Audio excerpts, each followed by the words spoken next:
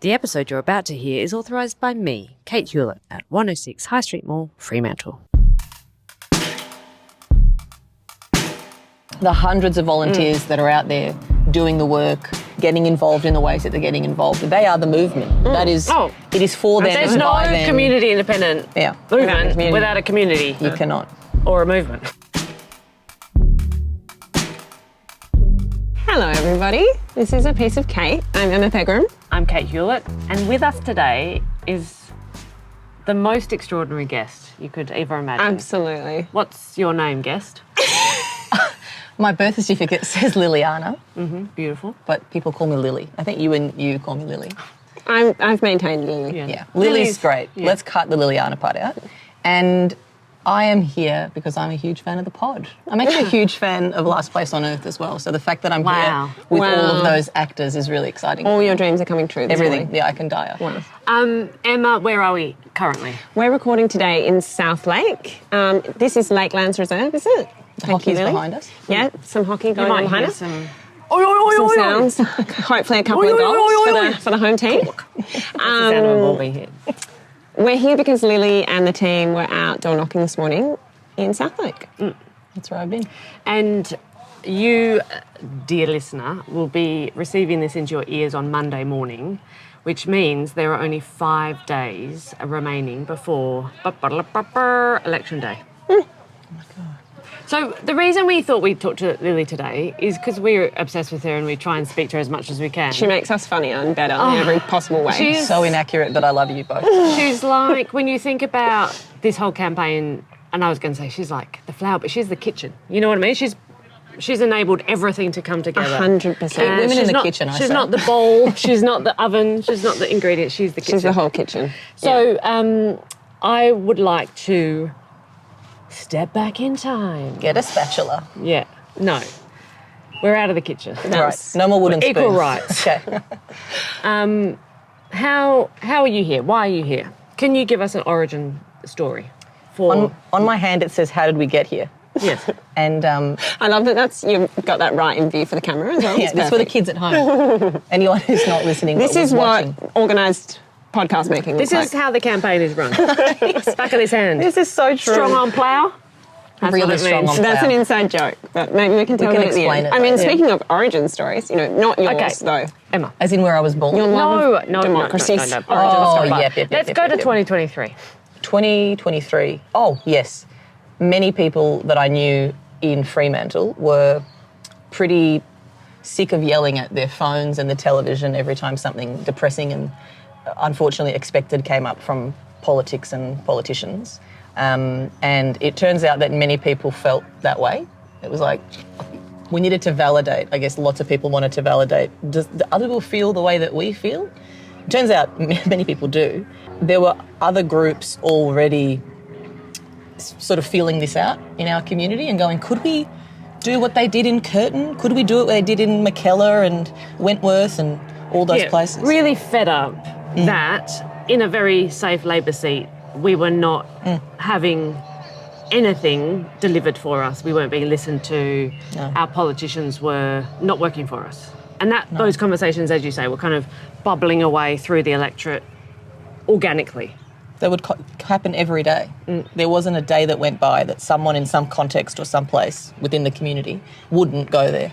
It's like, couldn't we just have better? Couldn't this be a bit better? It wasn't even that no one was like so sort of optimistic or overly thrilled with doing anything too extreme. They were like, can't it just be a little bit better? I'm so sorry, but there is a flock of birds approaching and Are they're those just cockies? quite loud. They're cocks.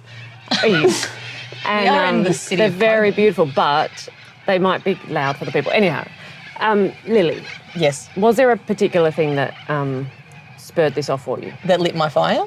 I think there were I think my fire was burning and then something got thrown in that completely exploded it. So the fire was there and then many things happened in consecutive order. I ended up realising that I'd never actually met with an MP before. And that seemed like a weird thing to have not done, given how so many things came back to their inaction and their inability to listen and connect to community and etc. And I was like, let me just go meet with these people and maybe it's not so bad. Did it occur to you that, like, you know, because I had this feeling like we're raging, and then I thought, well, maybe it's my fault because I'm not going to talk to these people. So how do they know that I'm raging if I don't talk to them? Yes. And then there were people saying like, well, how would they know? And I thought, well, let's go and let them know. So I joined other groups and initiatives that were going to meet with MPs about critical issues like climate, like nature, etc.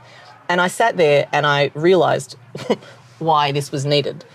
Because of the standard of conduct, the standard of consultation, and overall just the process of how you engage with your member was so, it like broke me. It almost broke me into, it was so unacceptable. It was so aggressive sometimes. It was condescending, and I just thought, this can't be this bad. Like, we have to do something. But you've got to raise this standard at least like 5 centimetres and improve things, because this can't go on anymore. And then I thought, well, overall you don't have to be a genius to realise that the system is failing us. And so I thought, well, we've got to look into all of these different facets and areas and see how bad the rot is. And it was real bad there. So it felt like a no-brainer to go and out into the community and figure out whether they felt the same way. Did they like the standards of representation that were, thrust upon them or not? And it turns out most people didn't. So that was through the kind of more formalised Voices group, Voices for Freo, Yes. Voices for Fremantle. And the stat that always stuck in my head was that if all the people that you kind of canvassed through your kitchen table conversations and events at markets and clubs Door and knocking. door knocking, Yeah. what was the percentage of people that would vote for an independent if they had the opportunity? It was over 85% in the end, from memory. I might be wrong there, but I think that number stuck out for me as well, that just didn't feel well represented and wanted something else. And often we would, talk about community independence and the model, and many people didn't know about it. Or if they had references they could use, like, oh, is that Kate Chaney or is that David Pocock? And we'd say yes, and they'd go, oh, please, we need that here. And I think those references and having the movement be so visible by this stage really helped us, because people could contextualise it immediately, and they got it immediately. And then they went, oh yeah, well, how do you just copy and paste that here? Because we need it, And I mean, I find that interesting because Fremantle is such a different electorate to some of the other electorates in which the community independents have, come to be. What kinds of people were you hearing this from? Like, was this, Huge. And where were the concerns coming from? The broadest spectrum possible. So we would never really ask outwardly people how they voted and, where they sat on this left to right thing, because I largely find that all quite unhelpful. But people would sort of give us that information anyway. So we did this thing where people were signing up to Voices for Fremantle, we would call them and say, why did you do that? Why? And then they would always start the sentence with, well, I normally vote blah, or I'm a member of blah. And it was so diverse. It was Labor people, Liberal people, Greens, people who never were part of party systems or party politics. So it was just this enormous spectrum of individuals. And I thought, well, they don't have a avenue, a pathway into democracy, or they don't like what they've seen, or they've had bad experiences, or whatever it is, or they're just sick of what is happening. But they care enough to sign up to Deeply. this idea. Yeah, it was so validating and beautiful, really, that a lot of people felt like, oh, here's something else to try and add to the overall mix of what's available to them, that they were already experiencing. People who had been members of parties called in and signed up and came to things and gave us insight. So it was just such a huge range of people. What do you think it is specifically that people are so fed up with about party politics? God, how long do you have? How long's the podcast meant to 30 go for? seconds, babe. I think a lot of the concerns that were cited was the lack of consultation with the community. So just not weaving that into their, governance processes enough. Even if you're a party that's pretty good at that, you're going into your own member base. You're not going outside of it. So that was a huge thing. Also just inaction on the key issues people cared about. Climate, nature and integrity. I think the integrity and transparency piece was really promoted by community independence, and people seeing that, it made them realise, oh, that's what I'm also cheesed off about too. And then that came up a stupid amount. It was integrity, climate, nature. Those things really drove people. Often the integrity piece, I think, you don't get angry about it until it's shown, like, for example, the donations coming from fossil fuels or gambling or whatever. And then when you say, oh, so they're paying Labor and Liberal and then nothing's changing because, oh, I see. And it's not really until the community independents have come in that all of that stuff has really come to the top, you know, and I think it gives people something more concrete to grab onto when you talk about integrity and then what that actually means and how come these decisions aren't going our way. They seem to be, there's a few people that are making tons of cash, but it sure ain't us. No, it's the listening piece as well, because they're seeing decisions made across the board that they don't feel like they took part in, or they didn't have their say, they didn't get to... And I mean, I cannot handle people going, well, we sent a survey out. It's like, if you didn't try like 10 or 12 different methods to reach people, then you didn't try and reach them. If you just kind of went, oh, here was this link to a survey buried in our website. Yeah. Sent it to existing subscribers. You need to create opportunities. I mean, that's why they're paid to do it, right? These groups pop up. I don't want to have to, like, this to have to happen. Voices for groups to exist. I mean, it's nice that they exist, but they are largely there because of a failure of the system. Absolutely. If parties were doing what they were meant to do, we wouldn't probably need to form in this way. You have so many existing community organisations and interest groups that exist. You're just kind of adding to that pool and trying to lift everybody up together. What do you think, what's it inspired for you being part of that? Because you've been, you know, working on this for like 2 years now. We've been campaigning since January, but you've been working on it a lot longer than that, and you've seen like a full kind of, I don't know, journey that the community's been on together. What's like sticking out at you as being the big achievements of that, or like the changes that you've seen in people? I think people participating. That's what it's always been about. It was really actually difficult to communicate why we were door knocking initially under Voices for Fremantle. They're like, what's your agenda? What are you trying to achieve here? You've obviously got a slant. You've obviously got a thing you're trying to achieve. And it was really people participating in their democracy. That was the baseline. And so seeing so many people do that has been unbelievably, ridiculously amazing. You just can't beat it. So one of our office managers came over today to say there was a little pocket of leaflets that needed to go out. And she said, it's just amazing. I put the call out and there was literally volunteers at the front door ready to collect them and go and deliver them in people's letterboxes.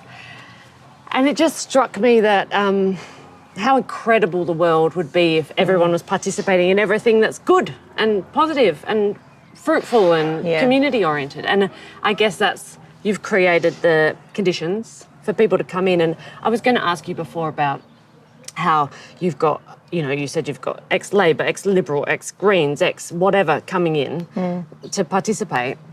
Do you think that's a good policy, you know, to have an open door 100%. Where everyone can find a place? It's the only way. I could not imagine it being any other way other than come in and join us and tell us how you feel. It's actually the only way that we'll be able to move and shift and get outcomes if we are a space for everyone to come and talk and listen and be heard, and then decisions to be made on behalf of the best for most people and the best for most people's children and their lives. And I think some people find it very difficult to say, why would you exist when there's all these other kind of bodies that exist that you could be a part of instead? 100%. I love being part of them too. Let's all work together. And also, I want to frolic. Do you know what I mean? I don't want to have to do it.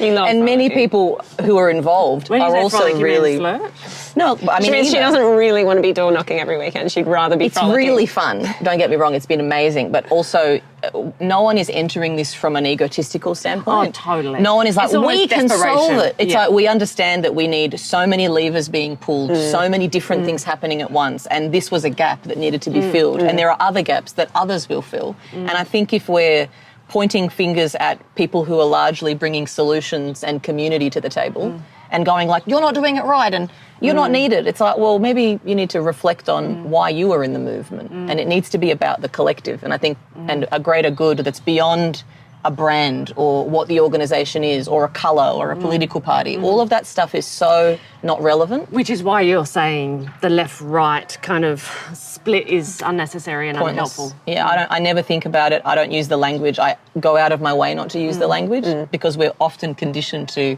place people in these boxes and categories, and I just don't. I haven't found them personally to be useful, so I try not to use them. Well, also I reckon so much of this is about breaking patterns. You know, like we're in a shitty pattern of this like swinging back and forth between the two major parties, and we're on this bad trajectory where the tone of politics is getting worse and worse, and the quality of the outcomes is getting worse and worse. And I don't see how you break that without kind of breaking it. You know, like do it, just disrupting it, and that's kind of what this is in my mind. Yeah, you're just opening up other pathways because the party pathways are not attractive enough to particular groups of people. They're not finding that they are welcomed in those spaces, or they don't feel attracted to them. I mean, every door today I knocked, the first thing someone told me was, I'm not political. It's like a fear response. Yeah. Being door knocked by someone, the community independent, group is still scary. And it's like, oh, you're doing politics. And it's like, no, let's just talk. What do you like about living here? What are your concerns? These conversations need to be more normalised. It's really so basic. And we've been trained to hate politics, and we watch this building of people just fighting each other and battling over the future of our lives. And so everyone's like, I hate that. But I do love arts and culture. I love sports. I love being able to pay for my rent or mortgage. I like being able to buy groceries. That's all political. I like to be able to put my kids through school or do further education if I think that that's necessary. And that is all political, but we've been taught to switch off. And as you quite rightly say, none of us want to be spending our time absolutely focused on this, because Particularly in an election, yeah. We want politics to be working for us. And it's not working for us.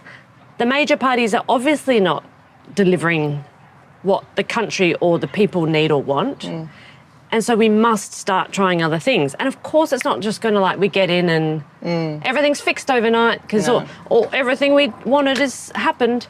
But we have to start Re-engaging people. We have to.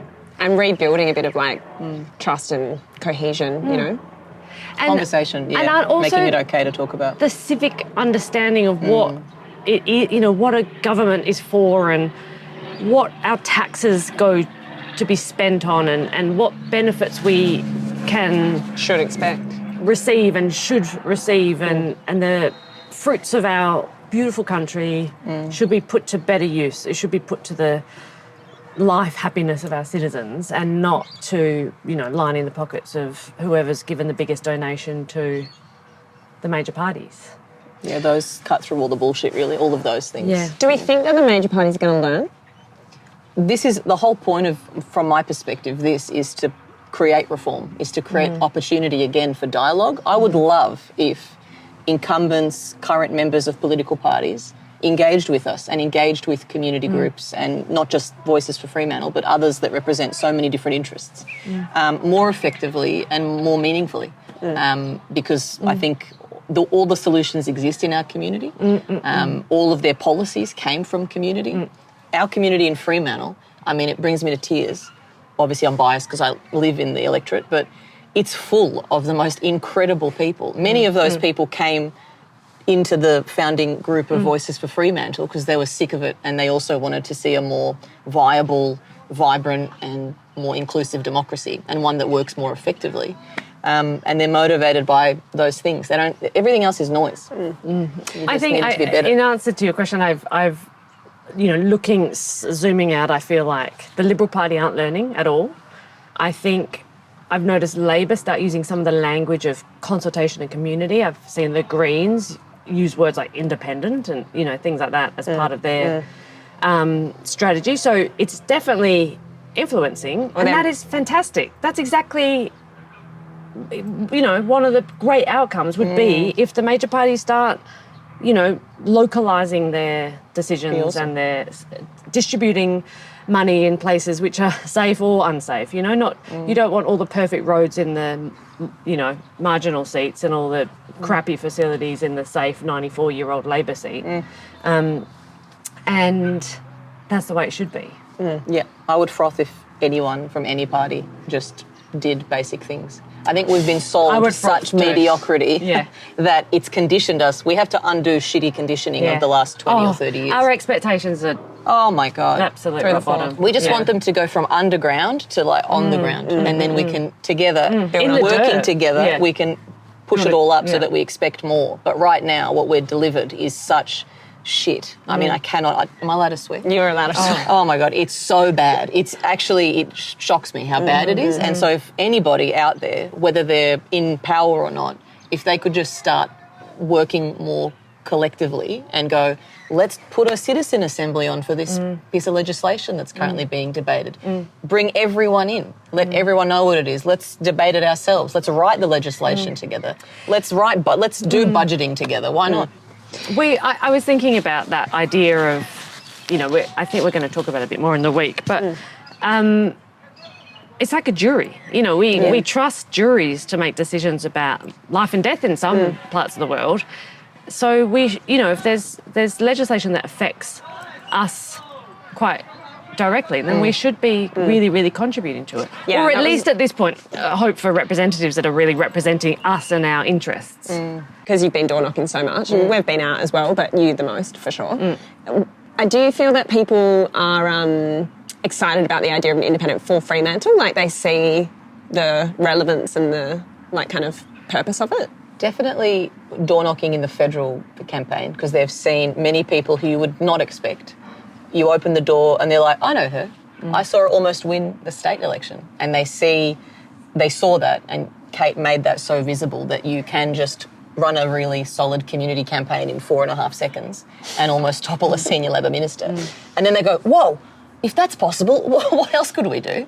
And so, yeah, definitely in the federal. In the state, because it was starting from scratch and the idea of an independent wasn't as embedded in the culture, that was more of a struggle. But by the end of the door knock, by the end of the conversation, once you'd mentioned a few key things that were super basic that anyone can understand, they went, oh, no, yeah, that makes sense. I got it, yep. And I see the value of putting pressure on the system in this way. And all I've got to do is vote one, this chicken a fringe. Cool, no worries.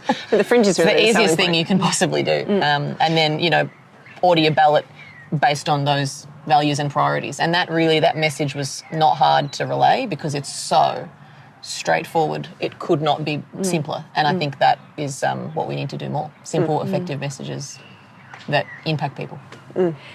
And win or lose, I mean, we saw it with the state campaign, but what's your feeling about... I got really concerned that people would feel like we put all this effort in and we didn't win, and they get disheartened and never come back. What's your feeling, since... controversial. Yeah. But when it gets to this point, I stop thinking about the election because every day, especially when you're door knocking and you're out there with the volunteers, the feeling that you're getting, the energy, the hope and the optimism is so infectious that you're not... The election is like irrelevant almost because you're doing and you're participating and you're combining forces and you're doing this collective action that feels so good. Everyone is... The vibes are high and I forget about it, to be honest. But I do think we can obviously win. But don't you think... I just don't care. And we are going to. Don't you think that it's fundamentally shifted something that will not shift back? No, like this we can't go feeling, back. this attention, this engagement, this care doesn't undo. No, we can whatever only go happens. up from here. Yeah. And it's really just like more opportunities to participate, more opportunities to do anything really. It's like we, as a group anyway, Voices for Fremantle, the founding principles are based off, it's not about an election cycle. Yes, there's one coming up. We happen to be forming right when there's about to be 64 elections taking place. But otherwise, election or not, we just need an avenue and an opportunity to come together in this way and to talk about things outside of the usual silos and just talk about it basic. It's like we felt so disempowered that it's time for us to take the power back. Yeah, and people feel it. We will continue to do this. And it's like when we cleaned Hungry Jack's, it's like, all right, we're going to arrange this frequently. So infectious. Something that we can do. Because people are like, tell me next time you do something because I want to be a part of it. And so imagine, the plants we could plant, the beaches we can clean, old people we could go and take out for a day out. There's just so much we could do because people are like, oh yeah, it is in our hands. It's so easy that back to... It's easy. They should do something about this. And it's like, oh, we are they. We're back to that idea. And it's like, well, if the politicians aren't going to do it for us that we've got, we'll find our own flipping politician. Yeah, and exactly. We'll do it ourselves. So we'll knock on the doors. We'll ask people what they want. And then we'll find someone to represent us. Because they are not doing it for us anymore. the system is failing us. We are going to become they, and we're going to take charge and people control. realise that, witnessing them realise that is like nothing I've ever experienced as a human being living on the earth. It's like when you see that happen in real time, often on a door, often you walk in and someone goes, "Oh yeah, heard about that," and you go, "Oh, what's your experience with the campaign?" Or "Do you know Kate?" Or "Are you normally voting a certain way?" And they're like, "I've never ever been interested in politics. I didn't feel like I could participate, and for the first time I can." And you just like, I want to weep, and then, I'm there for 45 minutes, whatever. Ice cream van. Sorry. Oh my God, do we need a Classically, ice cream? I'm distracted. Let's go and get a soft serve after this. Yes, please, God. I think it does say a lot about how how hungry people are to participate. Even the people who, or sometimes most of all the people who think they're the least interested in the first place. Yeah, the people who are most absolutely. disengaged, most angry about things because they've got probably the most reason to be, are often the people who are most It's also keen to be involved. been surprising how many very young and very elderly people know, have it's just gone, insane. I'm locked in on this mission because I get it now and I can feel it and I can see it and I can see the impact it's having. And I think, that's remarkable. It's insane. It brings me to tears most days. And it's not just door knocking, it's just being out When do doing you cry? anything. I haven't seen you cry. no, I can't cry. Let me She know if cries you've got at any 2 tips. a.m. when she's doing a In her car alone. I would like to. It makes me, I wish I could walk around with one of those monitors that you got a heart rate monitor or like a mood ring.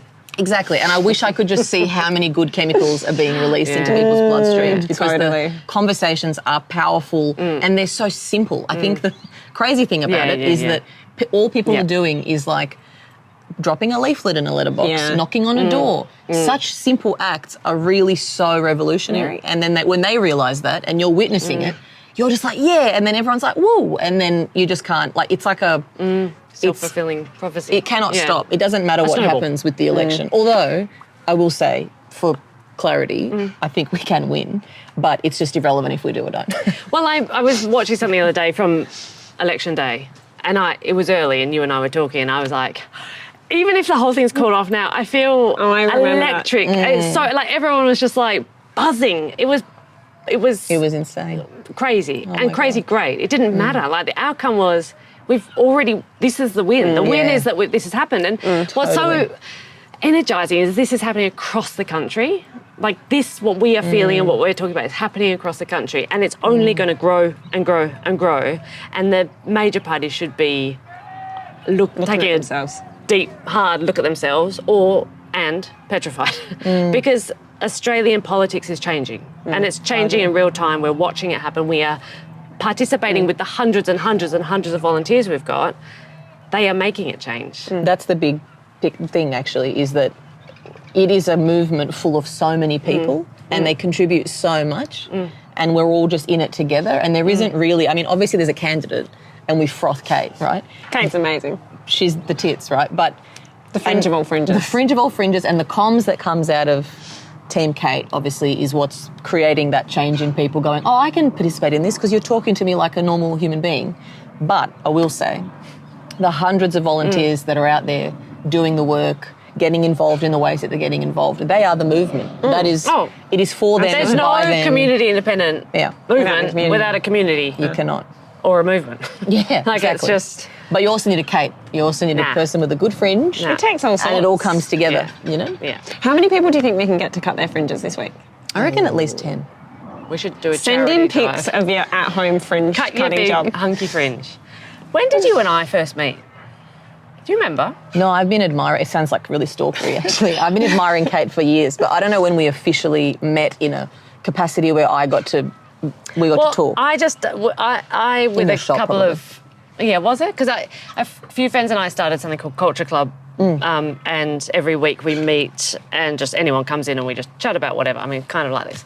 And I remember you started coming and I was just locking onto you. You would come We in. I was started to lock She's pelvis. captivating. Yeah, completely. It was electric And if I pelvises. didn't get to speak to you, I was like, but I don't even know where are you going? Who are you? And then I I felt that way too.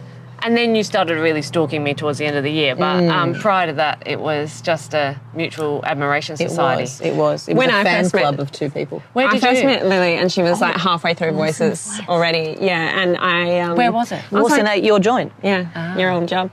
But And what? You were probably programmed that Mary event. And one of Mary's events, I think. Spaceship And Earth. Sasonka, yeah. Oh, Mary Phaeton, my God. Yeah. What another queen. Happy birthday, Mary! It's your birthday today! It's her birthday. Another queen of the universe. Oh my God. I mean, I Worship have at been working on altar. her to be a She's the community next independent. for Perth. Perth got an independent coming. Perth. Mary Phaeton is such a bad. But anyway, and we were halfway through Voices, and I was like, "Oh, I've heard about this like Voices thing happening in Fremantle. Have you got a candidate yet?"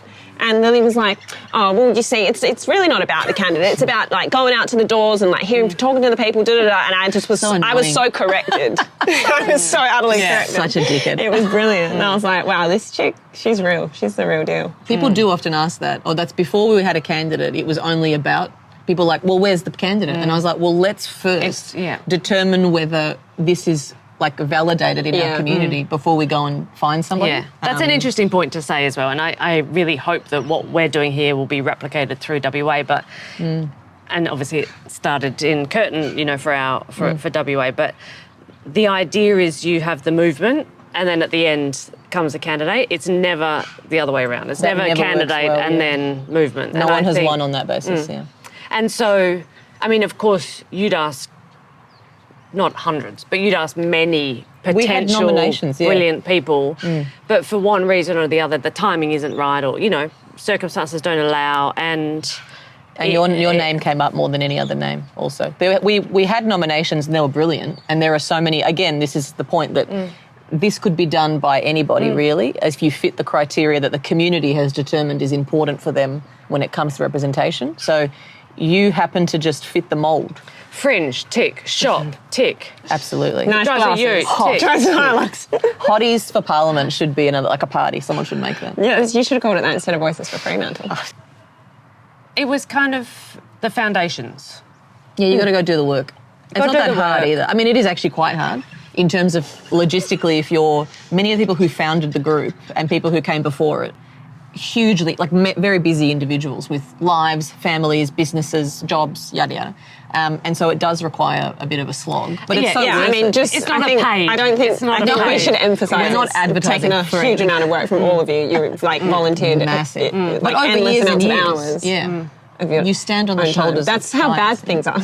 It shows how bad things are and how much people really care and how So much much. people really want to change. They've just gone, I will Desperate. give up my spare time with my family and friends and loved ones. Oh my God, sorry to everybody try that I and know. fix. Oh, I mean, it's... Sorry to everyone that I love and who Yeah. loves me back. Yeah. I'm so sorry. But we I mean, had let's to hope they fix still it. love This us is back. good proof of life for you, really. You could send this to your family and go, I am alive. This is the situation. That's the sole reason for the podcast, in my view. Oh, same. My friends are like, it's nice to hear your voice sing. I haven't seen you for 6 months.